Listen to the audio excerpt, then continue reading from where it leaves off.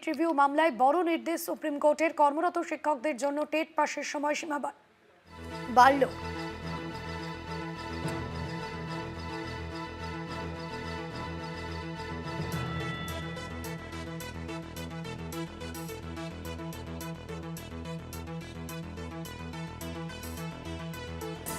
TET review মামলায় বড় নির্দেশ সুপ্রিম কোর্টের, সময়সীমা বাড়ল। নির্দেশ বিচারপতি দীপঙ্কর দত্তের বেঞ্চে কর্মরত শিক্ষকদের জন্য টেট পাশের সময়সীমা বাড়ল। টেট রিভিউ মামলায় বড় নির্দেশ শীর্ষ আদালতের। পীযূষ কান্তি নাগ রয়েছেন ফোন লাইনে। পীযূষ কান্তি, সুপ্রিম কোর্টের এক্ষেত্রে কি নির্দেশ?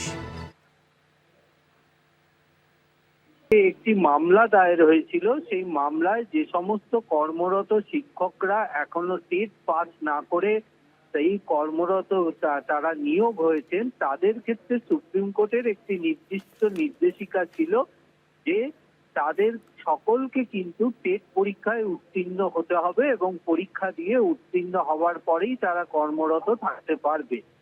সেই সময়কাল ছিল 2027 এবং সেই তাকে রিভিউ পিটিশন করা হয় সুপ্রিম কোর্টে। আজকে বিচারপতি দীপঙ্কর দত্তের বেঞ্চ জানিয়ে দিয়েছেন সেই সময়সীমা 31শে আগস্ট 2028 পর্যন্ত বর্ধিত করা হলো।